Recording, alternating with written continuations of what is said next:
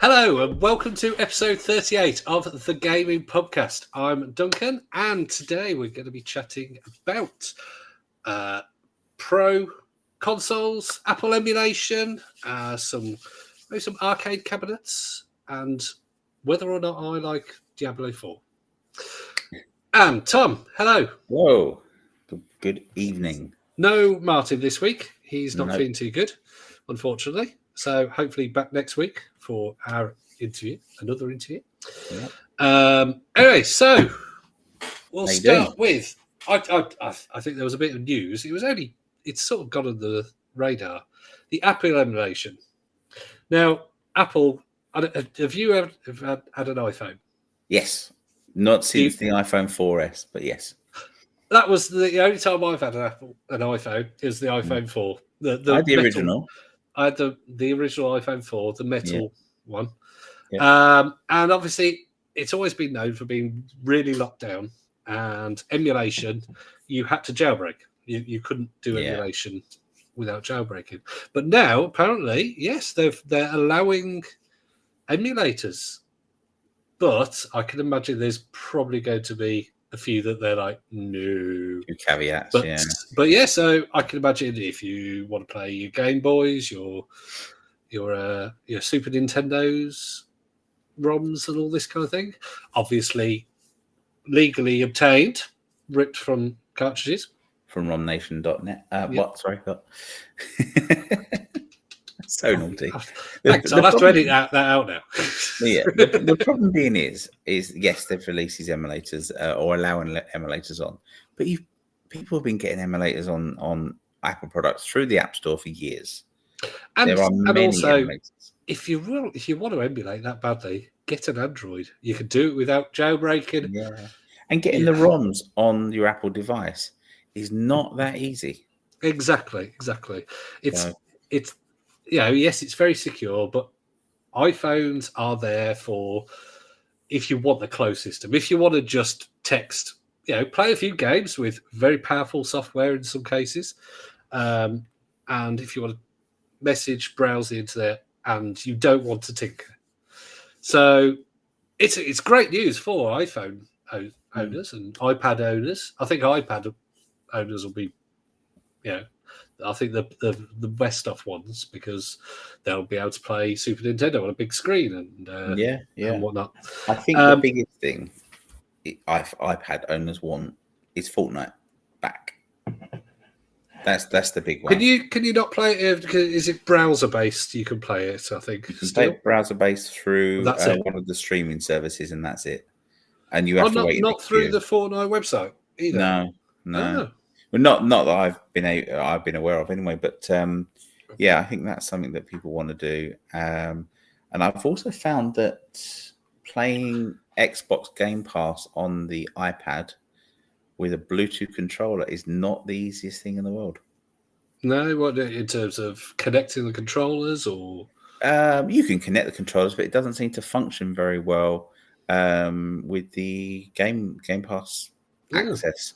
So and I'm sure many of our listeners will know workarounds and not face the same problems I have. But I found it quite difficult to do, and it's unfortunate. So you have an iPad. I have an iPad. I don't have an iPhone. I have a OnePlus 8 Android phone, I think it is. I did have a Surface Duo 2, but I sold it, which is like a foldable phone. But interestingly, off the back of the emulator thing, Apple are being sued by, I think it's Congress in America, because what they're saying is, why aren't your devices compatible with Android, such as the Apple Watch? And the messaging platform and things like that. So maybe we'll see a change at some stage in the future. Well, I think their excuses with a lot of their products is it's a closed system, it's more secure and all this kind of thing, but it isn't. It's because they want people to be locked into Apple products. But there's something they don't want me with my Pixel. I've got a Pixel 7 Pro. They don't want me to be getting an Apple Watch and using it to its full potential. They want me to get an Apple Watch and go, oh, I need an iPhone, and swap for an iPhone. Don't get me wrong. There's something to be said for the Apple platform, where everything's interlinked from the Macs to the iPads and your messages across all the devices. And the infrastructure is fantastic. The quality of the devices is fantastic. I think with Android, although my Android is my preference, I think there's less cohesion between the different manufacturers. And therefore, things like where Apple's releasing PC quality games on the iPhone, you're not getting that on Android because of so many manufacturers are allowed to adapt the technology. Yeah. It's yeah. Whenever because I'm the family geek kind of thing with technology, I quite often get, and friends as well, will ask me, should I get an iPhone? Should I get an Android or something? And most of these people, I'm like, okay, do you play games on your phone? No. Do you do this on your phone? Do you need this on your phone? No. And most people just want to talk, text, browse, and maybe occasionally watch a video or play a little simple game. And I just say to them, it really doesn't matter nowadays. Yeah. It really doesn't matter. If you've got plenty of money, get whatever phone you want. Get your iPhone. If you've had Android before, obviously you might have games or saves and whatnot. So stick with that. So generally, it's the same as consoles. Really, it goes back to gaming with consoles. I've had Xbox in the past, so buying an Xbox Series X was a no-brainer because it meant I had, at the time, about 700 or 800 games. Now I think I've got about 1,000. But yeah, it made sense to me. And if I'd had a PlayStation 4, and they were doing backwards compatibility, it would have made sense to have PlayStation 5. And equally, if you had an iPhone the whole time, there's no real reason to not have an iPhone again. No, I think Apple is definitely the leader in the watch market. I'm not a fan of Android. I've never used an Apple Watch, but I hear that it is the best by far.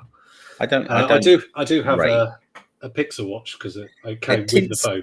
The Tinsy watch, I call that. So it's so tiny. It does the job. I don't use the watch to full potential. I'm not a sports person.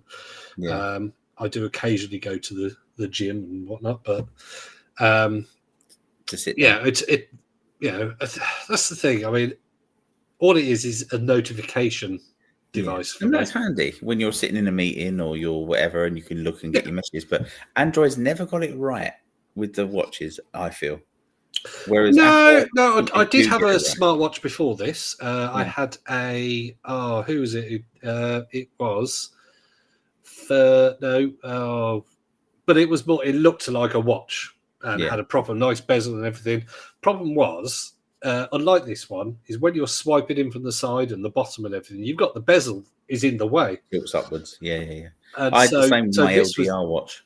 This was a good change to that. The fact that I could just swipe really easily. I love it. I love this. But apparently the Apple Watch is miles ahead. Yeah, I like the Apple Watch Ultra. I think that's pretty good. But again, is that just faster processor? It's bigger. It's a bigger watch. It's waterproof, stuff like that. But I think, again, if you're an Android person, there's no compatibility with the Apple Watch. So in the end, we're stuck to what we can get on Android.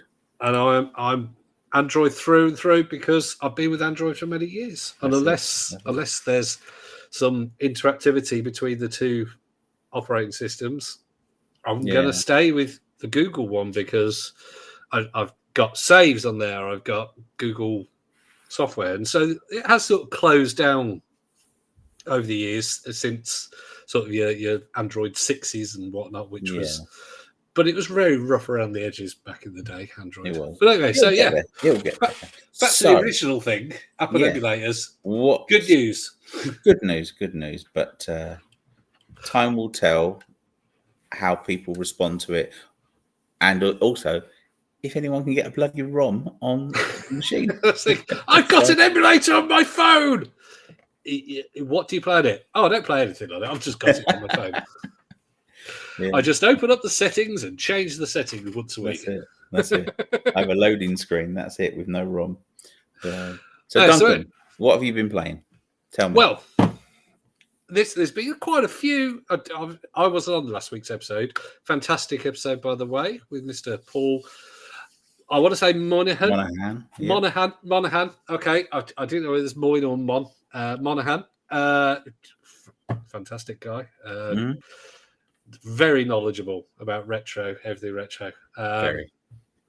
But yeah, I was on. So I've got sort of 2 weeks worth, but most of the games are from the last week. First one, EGA PGA Tour. I played that for a little bit. So just say that. Crashed twice before I even got into the game.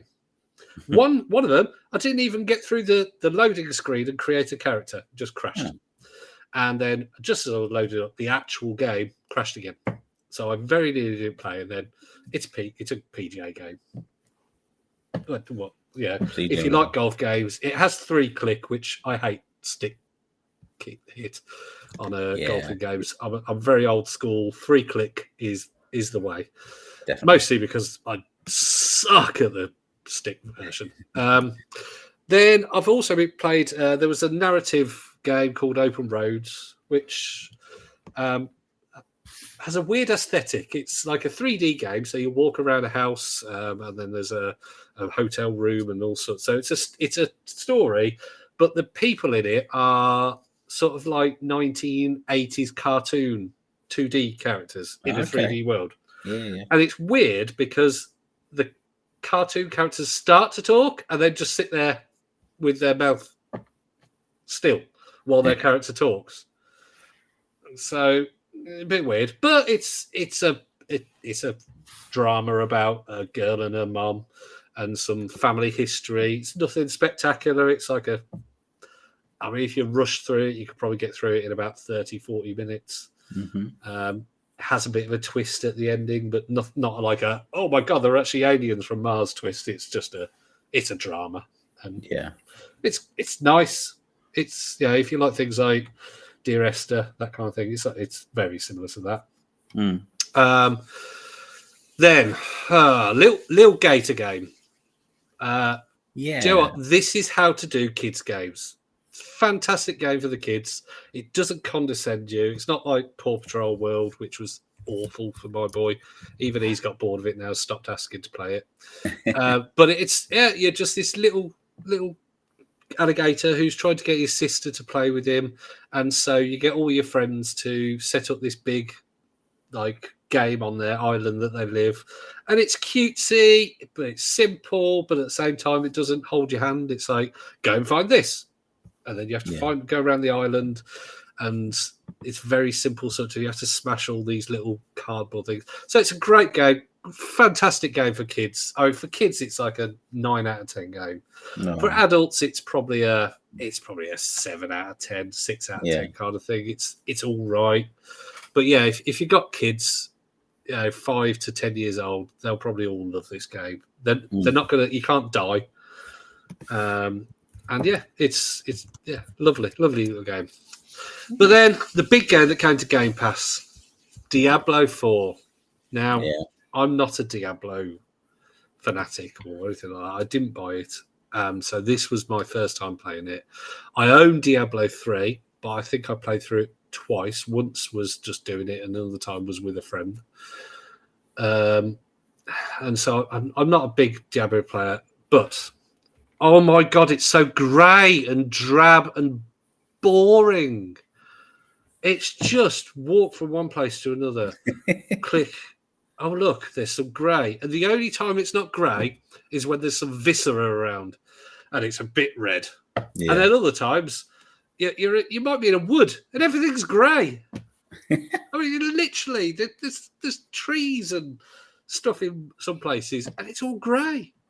And I'm like, is there something wrong with the saturation on my console or something, or on my TV? No, it's just everything's drab and boring, and it's just.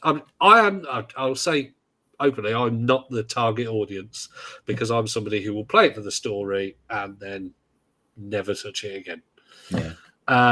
So hence why I haven't bought it. But it just. I'm struggling to get through it. I've played it for about 4 hours, 5 hours, and I've struggled to get that far. It's just boring. Been it. Yeah, no, yeah, yeah. I'm not. I'd hate it when people go, "Oh, that game's trash," that kind of thing, and I'm like, no, it's a decent, it's an okay game, but it's not trash. If you like Diablo, if you love Diablo, you might like it, kind of thing. And if you like grey, but if you like something colourful and you like something that isn't repetitive, oh god, no, avoid this like the plague. Well, no, not for me. So yeah, that's what I've been playing. I have been playing Sea Smash VRS on the Quest. You did mention this a few weeks ago, but it hadn't come out. So no, it's finally out. Obviously, it's an old Dreamcast game, Sega Dreamcast. Oh, okay. It's very Tron-like. I suppose in a way it's halfway between Tron and like the disc game, and Breakout. Where you hit all against the blocks. So essentially, you are standing in this very colourful arena. It's in space, and you have to, with your right controller, you have to pull this almost pinball virtual lever, I guess, back. It pulls the ball towards you, and then you whack it with a racket. You play right or left-handed, and you have to knock out these shapes that are in front of you.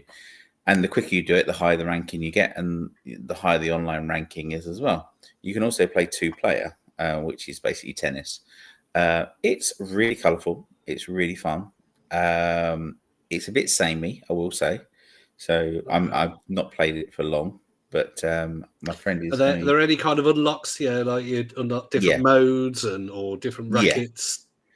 Yeah, loads, and there's you can choose different shapes in which it hits and things like that. It gets quite technical, but I've got a friend that's buying it on Tuesday, so we can play some 2-player. So I'll let you know how the 2-player goes. The other one I've been playing, which I've just remembered, is Fortnite's new racing game. It's not new; it's been around for a little while now. But it's basically rocket racing on Fortnite. Yeah, I've seen that, but I haven't got around to playing it because it's really good. Yeah, well, Epic. Do Epic own Rocket Racing? I think developer? they do. They own the developer, don't they? Yeah, and the game was tanking, wasn't it? I think it wasn't. I mean, I might be wrong on this. Rocket Racing is like a e-sport and everything now. It's but when they released it on the consoles, from what I read, it wasn't doing that well. I don't know. I actually bought Rocket League, not Rocket Racing, Rocket League, when it was a paid-for game. And it just meant that when it became a free-to-play, we got some, we got skins and extras and stuff like that. But yeah, I love Rocket League. It's such a good game, and control-wise for me with my hand on touchscreen, it makes it really easy to control. And I assume I'm racing against. Are you playing this on the iPad? Are you? I'm playing it on the OnePlus Android phone. Oh, okay. I don't like playing Fortnite with controllers, but I'm sure I'm playing against 50,000 8-year-olds. But I am finding I'm coming in top 2 most races. Don't you take it easy on them. Gonna destroy them. Never. But yeah, it's really good. I'm really impressed. So fantastic. Now, Duncan, I heard you had an experience playing another game. Well, I was going to say, I mean, I have played on VR recently. Yes, yeah. Well, last week I wasn't on the episode, but a couple of days after that, I came round to your house, didn't I? And you did, and screamed like a girl. And yes, well, I did play Resident Evil 7, which and the parts that I played on the Quest, not on the Quest, on PSVR, I have played those actually on console normally, so I did know what was coming. But equally, I wasn't sure of the order of things. So I don't know whether that made it worse or made it better, because I was like, I know that this woman's going to chop my hand off. Yeah. So to give everyone a picture of what went on, I do have video, and maybe we we'll will. Yeah, insert we it. will edit it and get it up at some point. Yeah, but essentially, Duncan spent most of the time looking down or to the side and almost sidestepping and into walking every room. backwards into a few rooms. Yeah, until we but then finally it turns me around for cutscenes and whatnot. Yeah, until we eventually got his arm chopped off by this psycho lady, and then dragged into a room and stuff like that. But essentially, Duncan had a great but time. literally, you're outside this house, and it's not like you can look in the building, and it's like, oh look, there's a room in there. It's black. It's pitch black. You cannot see anything. Why would I go in there? I choose to not go in there. If my wife's in there, she's dead to me. That's fine. I'll leave her. And But then no, I have to go in there. And then we played some SNES Mini, didn't we? We played some 2-player. We did, and I think we've established in previous episodes, haven't we, Tom, that you're very good. Mm. Yeah. Who won the first game? You did. Yeah. I lost the second one quite and miserably. Third, but I did win the first one. He did. He won the first one. He did fantastically. And then I completely destroyed him on all the others. Yeah. So yeah. I did. I think I hit you with a red shell right on the finish line, didn't I? Something like that. Yeah, you were very lucky, and I came in second.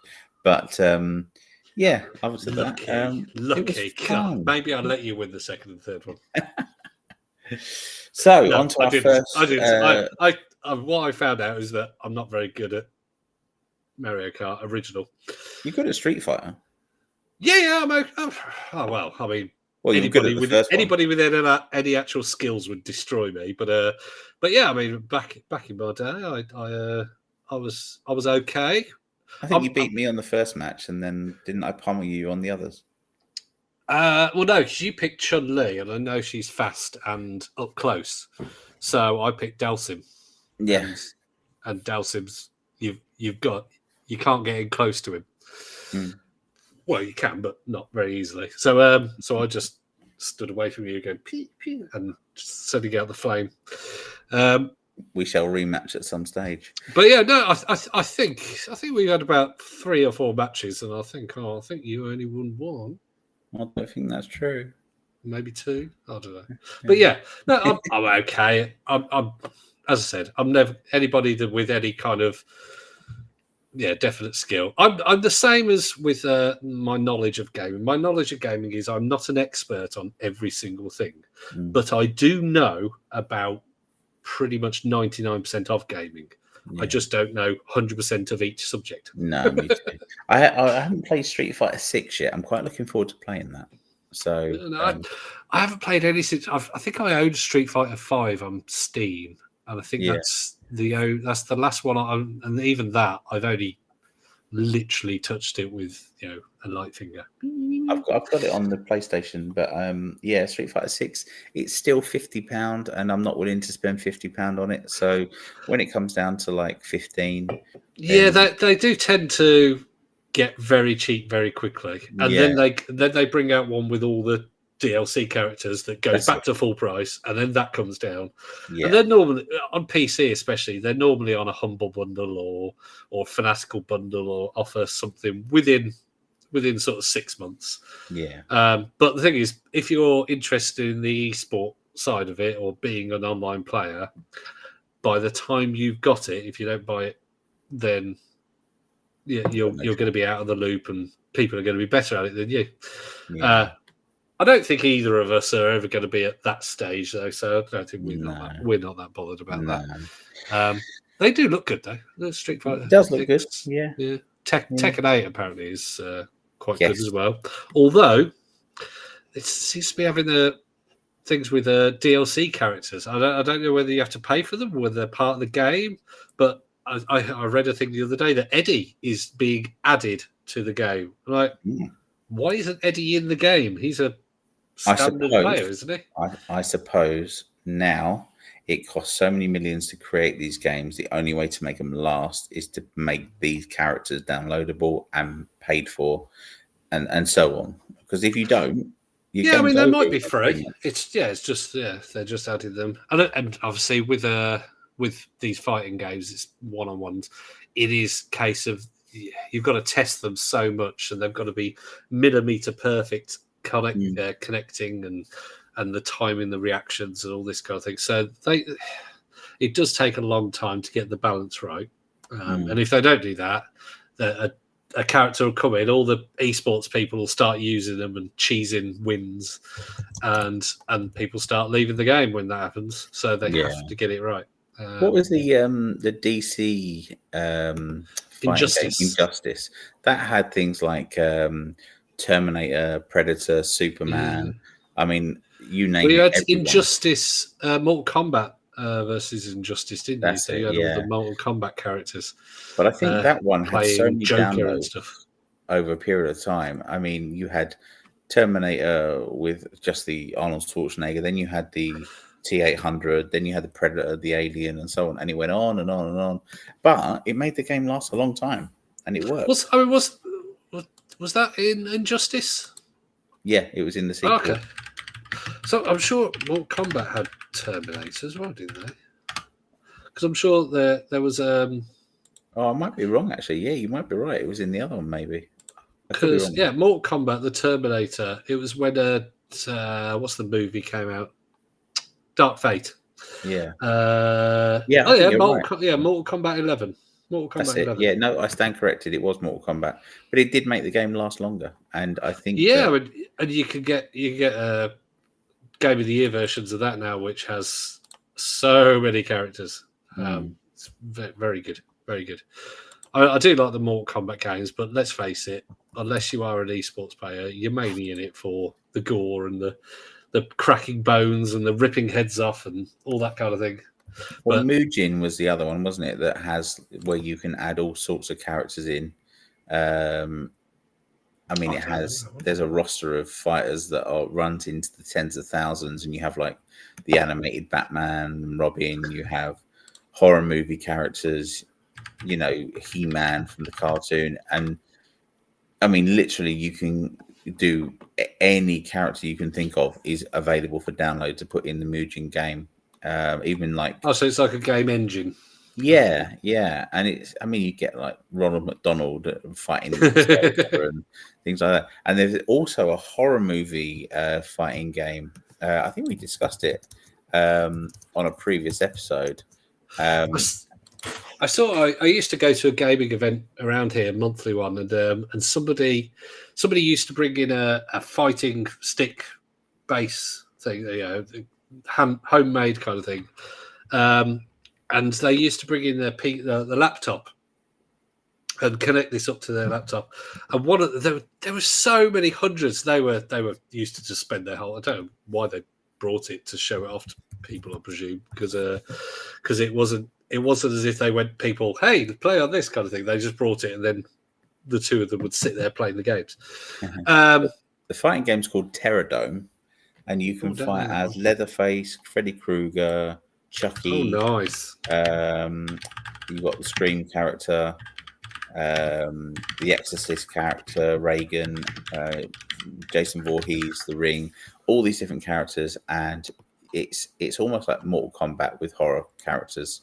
There's It and loads of others. It's really good and there was one, and it might have been using that engine kind of thing, because I remember them showing me the one game the one time, and it was basically like FMV style, like the original Mortal Kombat games kind of thing, and it was just these like it was a Japanese game, very much obviously, and it was just like a guy in glasses in just a normal t-shirt and dress, and then there was a Japanese guy in a suit, but they would. And then, a Japanese sumo wrestler kind of thing. And it was hilarious to watch because they also had really ridiculous moves. There was probably farts involved and things coming out of hands and all sorts. And it was just so there are so many fighting games out there and so funny and crazy. But you can't beat Street Fighter though, really. For me, my favourite fighting game, Soul Calibur series. Love that game. Love that game. It is a good game. I've never played Mugen. Is it for? Oh, it's for PC. Yes, It's PC. MS DOS, Yeah, like Linux, put it on the Steam Deck. Windows. I can put it on the Steam Deck. Yeah, You should try it. Wonder if it's on Steam. I was just trying to find the horror fighting game as well, but I can't find the link for it. So, okay. Well, look, let's move on to our first topic of the evening, and that is the Pro series of consoles. So this is off the back of the news that the PlayStation 5 is going to get a Pro version, and it's recently been shown to developers with the general, and we have touched on this on previous episodes, and the general consensus is, why do we need a Pro version of the PlayStation 5 when no developer has actually used much of the power in the PlayStation 5? Although it's been out a number of years, it barely seems to have touched the sides already. Yeah, so I mean, what is the Pro going to bring? And at the end of the day, it's a little bit of ray tracing, maybe some extra frames, which, let's face it, although people are like, oh, I won't get any, TVs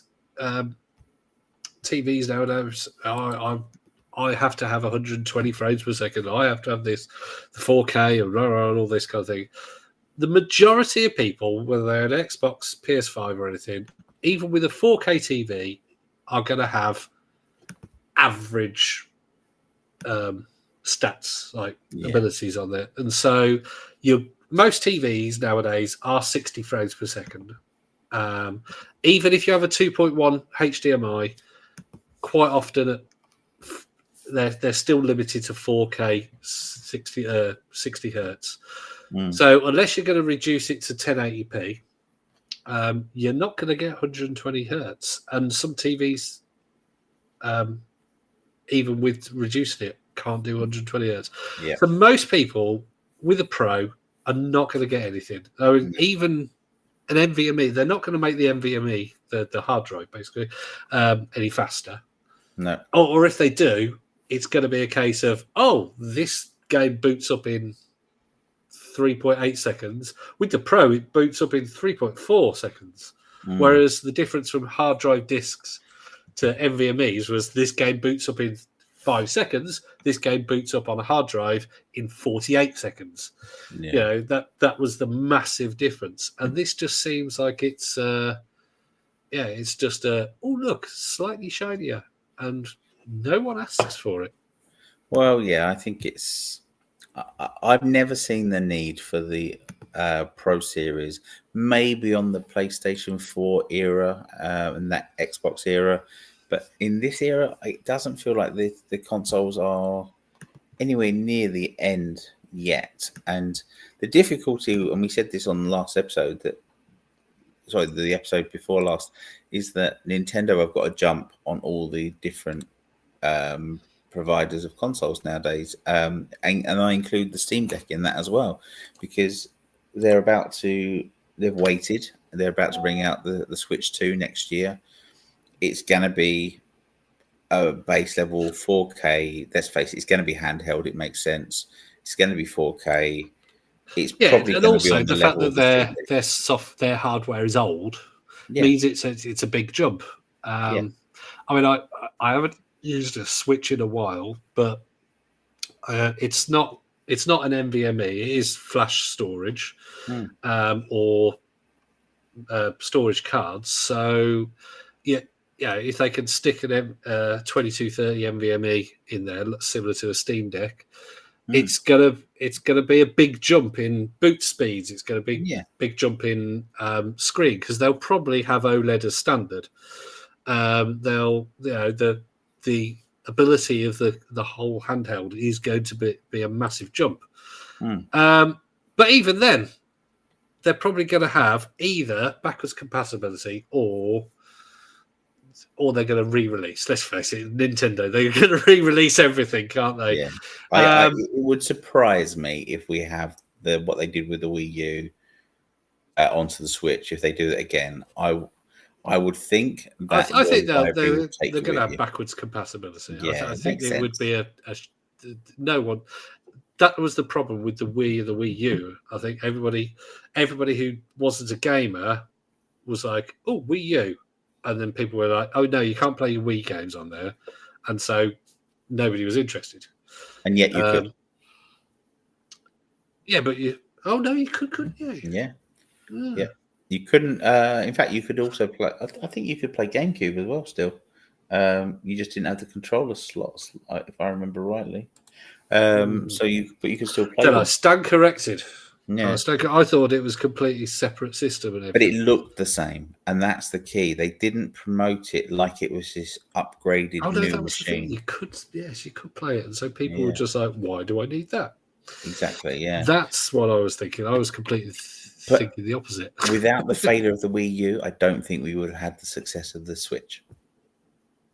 Yeah. I mean, it was a massive jump, though, wasn't it? From this, I mean, yes, granted, they both had a handheld kind of thing, but it was a not the best handheld that wasn't ever going to go out of your living room to something that you could slip in your backpack and take on the train with you if you want. Yeah. And the fact that you could dock it and as well, so it became like a full console, meant that it was a handheld that became a console rather than a console that had a handheld. Yeah, and I think that worked. I think straight away that worked. You can take it wherever you want to go, and still. I remember being on a train with my Switch, and it only just come out, and I was playing it, and people walking by going, "Is that a Switch?" I was like, "Yes," and they were like, "Oh wow, it's really cool," and I was using the Wi-Fi on the train. And I think now we've got, the Steam Decks and all the other variations, the Legion and I can't remember half the names of these ones now, but I think that's where it's going. And interestingly, there was that leak recently that Xbox are working on a handheld in the last week. And there's something. I think they've been working on something for a long time. I think they probably had, Phil Spencer's probably got about 20 prototypes in his bedroom. Yeah.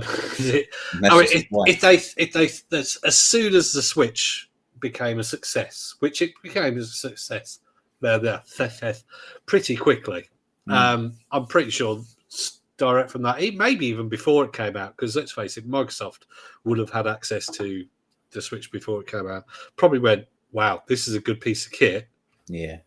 If this is a success, I want something. So they probably got, and I think they mentioned when there was the big leak that they had prototypes of various things and whatnot. But yeah, so I think an Xbox handheld, they can't have something that's streaming because people with the Switch, you can be offline. Yeah. And then you've got things like the Logitech G Cloud and the PlayStation Portal, things like that, which you have to have the internet connection, and you can't have that. You've got to have something where things are installed. Hence why the Steam Deck has become. And I think with their changing stance, I think it's either got to be as powerful as your sort of Series S kind of thing, or it's just got to be, I don't know, basically quite open. I think like the Steam Deck.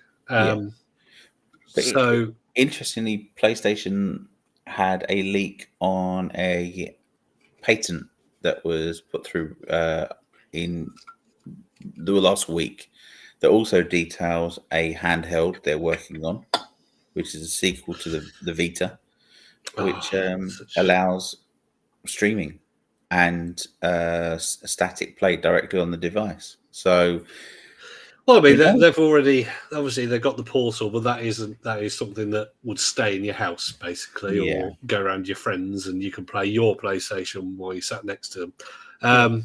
But yeah, if they can, I mean, if you're going to have something where things will install, then likely that they're going to allow streaming anyway, because that's just a no-brainer.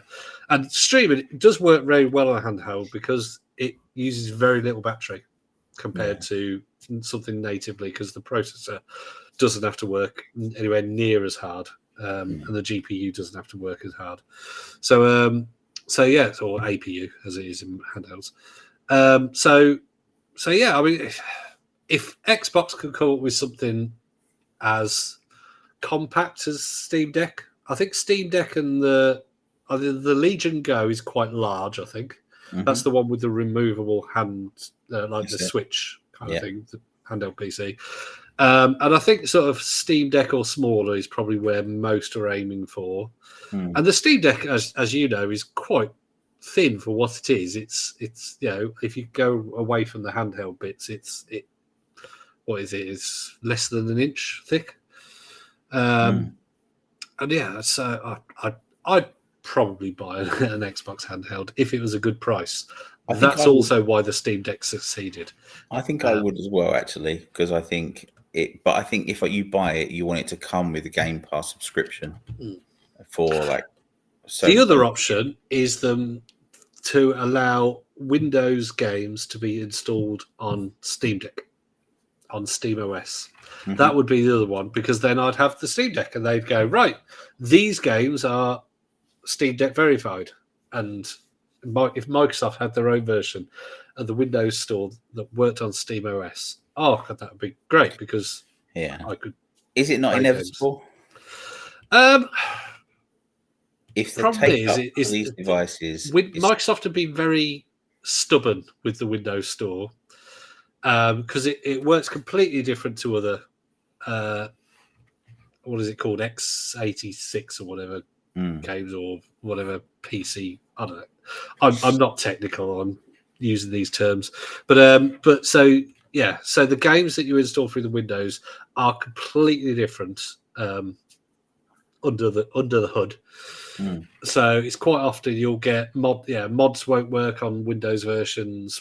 So they'd have to change a lot. Plus Proton, I think that is used to get Windows things onto Linux.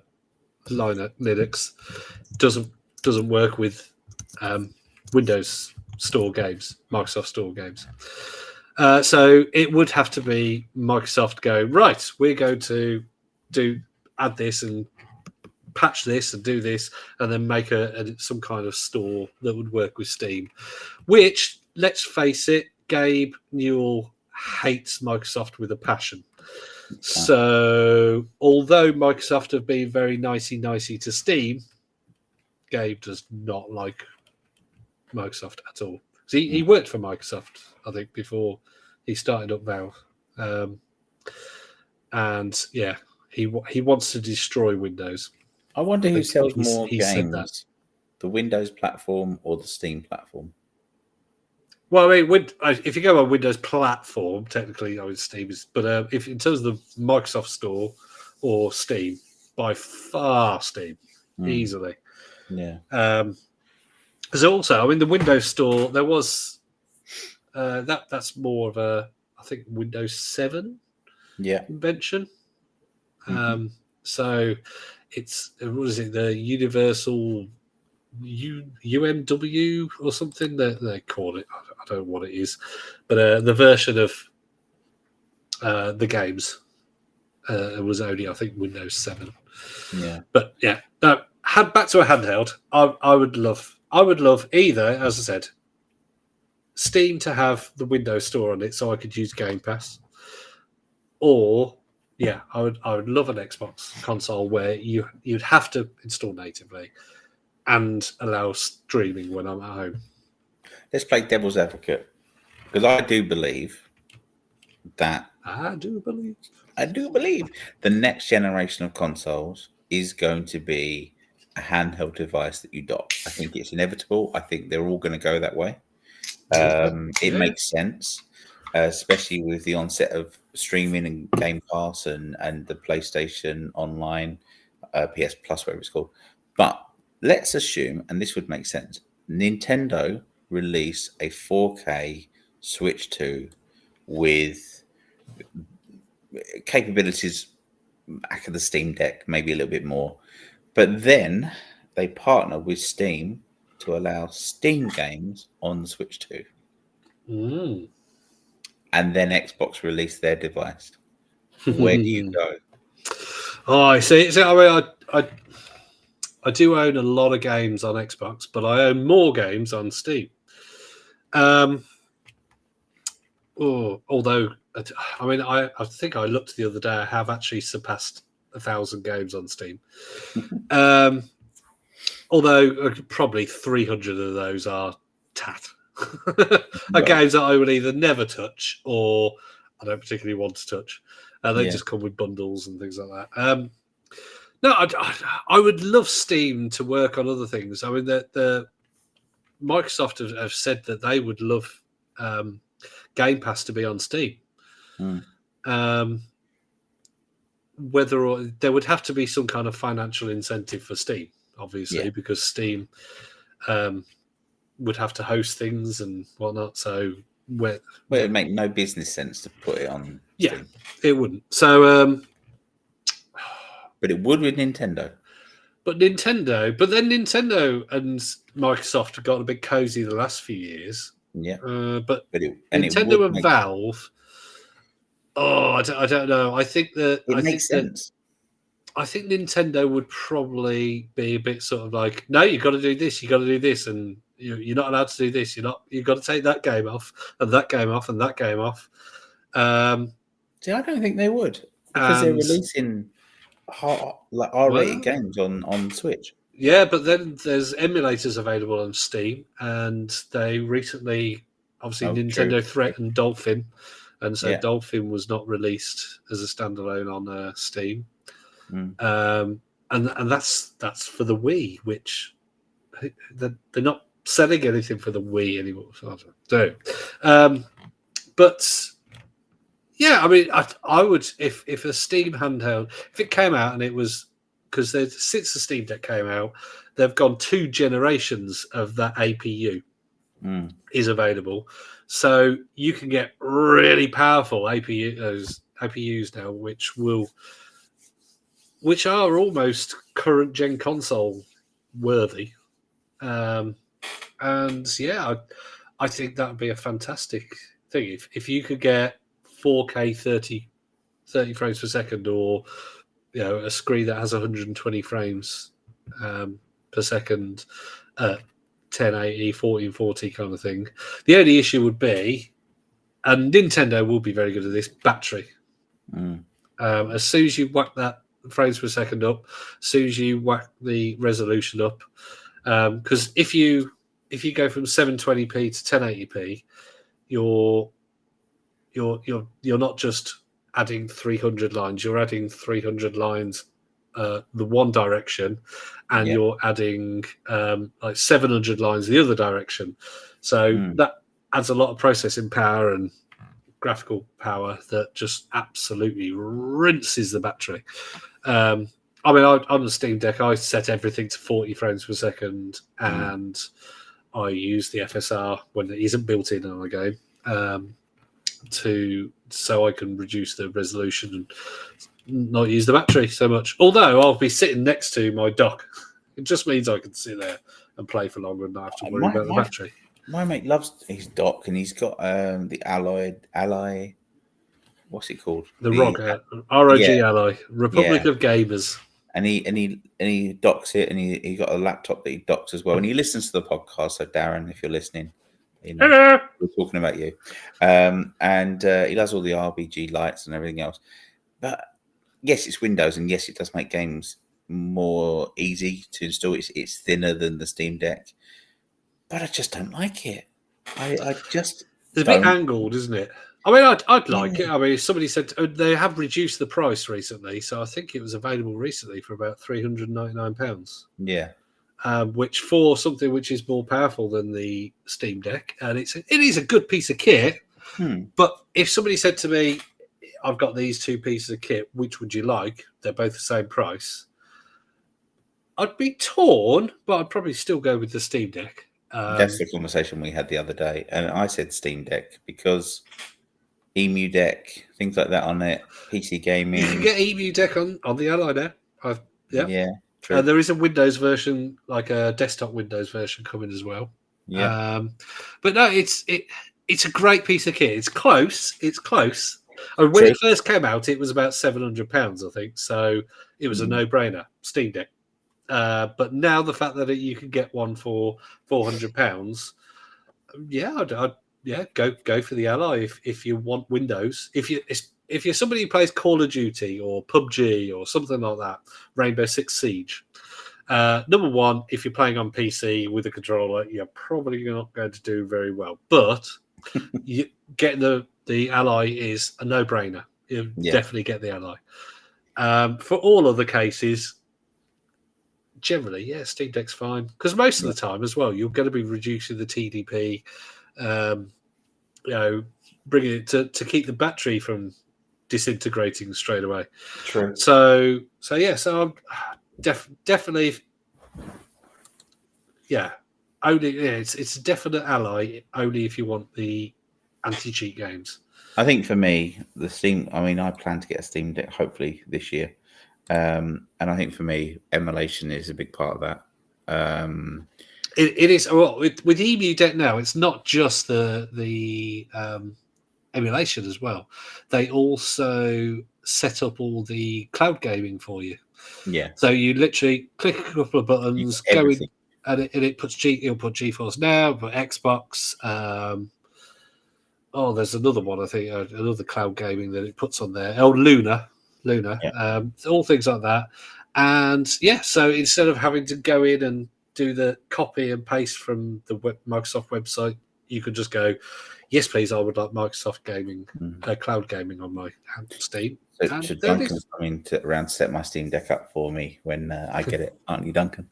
Yes, I'll click a few buttons and whatnot. It is an Emu Deck. I cannot recommend it highly enough. It's so easy. Obviously, legal ROM collection on there, Yeah, perfectly legal because you own every single cartridge and CD and God knows what other format things have been on. But so well, if a handheld comes out with it for Xbox, I would hope it would have Windows as a backup.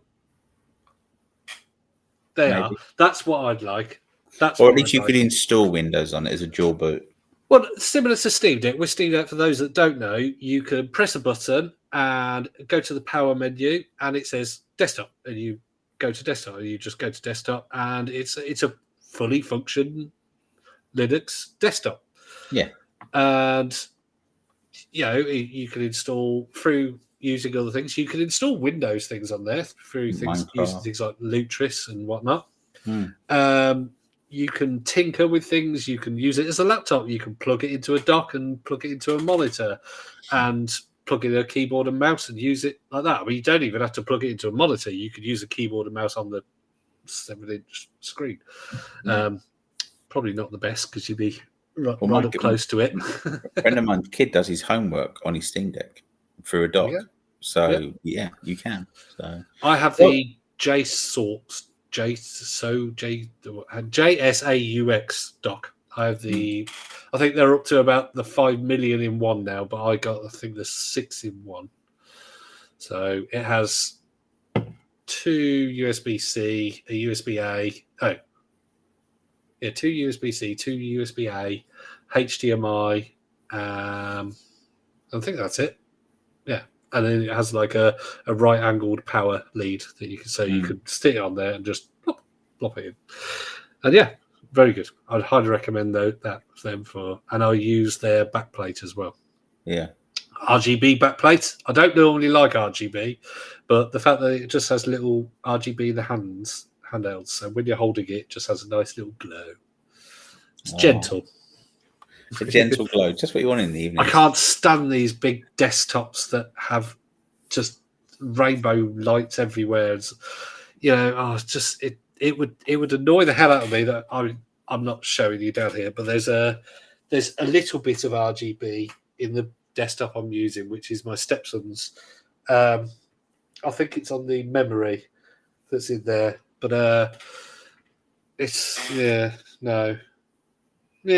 there's only a couple of little bits on it. It's not for me most of the time. But the handheld RGB backplate, really easy to install as well. few screws, take it off, put the new one on, done. Love it. Anyway, yeah. So sorry. Let's move on to our next. We were talking about Arcade 1-Up and gaming tables. Just general sort of home arcade cabinets. Yeah. I mean, Arcade 1-Up, for those of you who don't know, release replicas and they're licensed replicas of they are official arcade machines and bar tops and pinball machines, obviously digital pinball machines. So, but they've got like Mortal Kombat, Street Fighter, Pac-Man, NBA Jam. I think we could preview the response that we're both going to have is we both love them in our house. We do. I'm not allowed one. No, I wouldn't have the room, despite having this building that I'm in now. It needs more sorting out, but even when it is sorted out, I don't think I'm going to be allowed to spend. We could go to the prices are sort of £600 to £800 for your simple cabinets. But then you can get tabletop ones that are in the £200 range. You can pick up Mortal Kombat, the full size one, in Smith's Toys for about £200. Oh, so nice. Yeah, you can pick them up quite cheap. Yeah, so they're £500 to £600. I'm seeing them up, but you can get the Star Wars arcade game, Mortal Kombat, those kind of things. They are single games ones. These ones, so they're not like retro gaming things. But they are not quite, Duncan. Not quite. So they have multiple games of the same thing. So you'll have like Mortal Kombat, which will have Mortal Kombat 1 and then other games on there. Same with Street Fighter, we have different variations of Street Fighter games on there. So for instance, on the Midway Legacy one, it has 14 games: Mortal Kombat 2, 3, Ultimate Mortal Kombat 3, Joust, Defender, Rampage, Gauntlet, Paperboy, and so on. The Street Fighter one will have 3 different Street Fighter games, I think. I was just looking at the Capcom Legacy Yoga Flame on their actual website. It contains 14 Capcom games. So I'll just go through. They are a few Street Fighters. There's 3 Street Fighter 2s. But the rest of them, they've got King of Dragons, Strider, Pro Gear, Battle Circuit, Super Puzzle Fighters, Saturday Night Slam Masters, Capcom Sports Gun, Final Fight, good game, Giga Wing, also that's a shoot 'em up, I think, isn't it? Mm-hmm. Giga Wing, Captain Commando, and Armored Warriors. So, yeah, I mean, just looking at it's got pictures of all the games at the bottom. Yeah, Giga Wing is like a bullet hell shooter game. Final Fight, I loved. I put a lot of money into Final Fight. Yeah. Final Fight when I was a child, going into arcades. And when it came out on home consoles, I was like, what? Although I watched a video the other day, apparently that's one of the ones when it was ported to the SNES. They apparently got rid of one of the playable characters, and because of the limit on the sprites on screen, there was only ever 2 enemies on screen at one point, which on the arcade there was about 10 at some points. So apparently it was awful. And they released a version that had the guy who was removed by... There was Hagar, that's it, and 2 other guys. Now, it was one of the other guys that was removed. And what they did was they released another version that had Hagar and the other guy removed. So I liked it on the SNES. I thought it was a good game, personally. Well, if you liked it on there, you should play the arcade version. It's much better. I have it on the Amstrad, which takes an absolute earth to load on the cassette. But it's quite a rare version, actually. But I think because they did bring out a Spectrum version as well, I think, but it was horrific. Not good. Not good. No. I was looking at the Arcade 1-Up Star Wars, and that's got the original Star Wars, and it's got Empire Strikes Back and Return of the Jedi. So all 3 games built into the cabinet, and it's got the original controls as But I well. was going to say the controller is like a almost like a almost like a PlayStation Portal kind of controller. Yeah, it's the Is it original really? arcade controller. Yeah, so, but yeah, I like these arcades. That one has and 3 I like games. the thought of being able to put like a retro pie or whatever they call them in there, and putting on maybe a full main collection or something like It that. would be interesting. I'd like to know how they do actually make them. Whether they do just put, whether they have dedicated boards kind of thing, or whether they just do get like a retro pie and go whack it in a console. I'm sure they are a good quality, but It has yeah, its own I'd like board. to know the technology. But I I believe it think has they its own board inside. yeah, because Yeah. they're an American company, aren't I think so. We won't be popping and getting a backstage tour. I'm looking at the About Us, and I can't see. No, that's something else. Oh yeah, so 2018 mentioned new. Yeah, no. So yeah, I think they're in the US. But no, I'd love one. And there is also, I think I said to you, the quarter arcade cabinets that you can get, which for those that probably can't afford the one up, are something to look at because they are literally they're so cute. They're quarter size, so you can hold them in your hand like this kind of thing. And yeah, they're brilliant. And the fact that it's sort of a play on words, because obviously being American, quarter is the money that you put in it. So yeah, but you I can think get they all do a sorts. slightly bigger one as well, don't they? Yeah, I mean there are literally sort of tabletop ones, but there are quarter size ones that so they are half the size and half the width kind of thing. So yeah, but they're definitely ones for those that are limited in space and as much money. Can you connect them to your TV though? I don't know. I would have to look that up. But they do all sorts. I mean, they even do little fridges that look like vending machines. I'm just looking. There's a 7-Up and Pepsi one. Their official picture. It's quite funny because what they've done is they've made a background that looks like it's a full size one, but then there's a massive hand. It's sort of like this.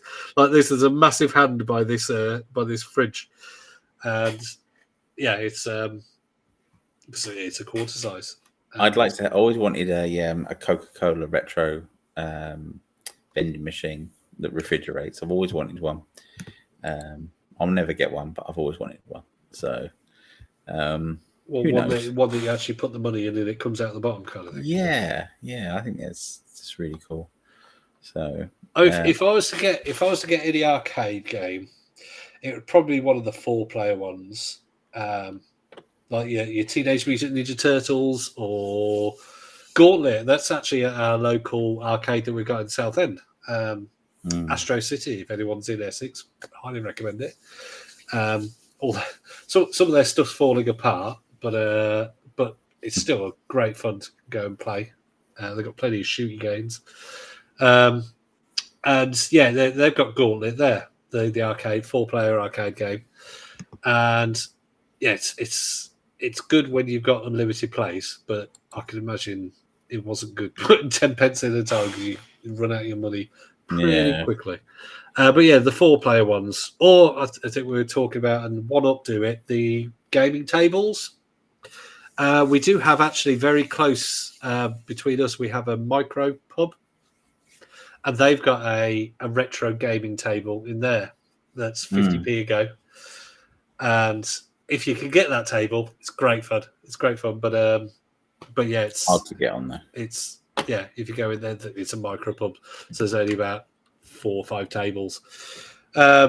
Maybe we'll have to go there one time just to try and get on it. But so you can't connect these mini arcades that you to a TV. I've just looked, but it does have behind the coin slots USB which you can connect these mini controllers, USB controllers to them to be able to play the game off of the joystick controls without using the joystick controls. Oh yeah, Quarter Arcade's USB controllers. Yeah, that's quite fun.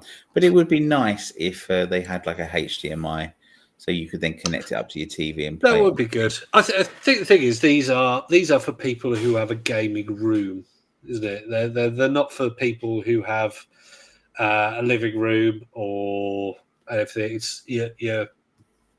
If you're going to have one of these, you'll probably have 3 or 4 of them, really, won't you? Because they're a definite luxury.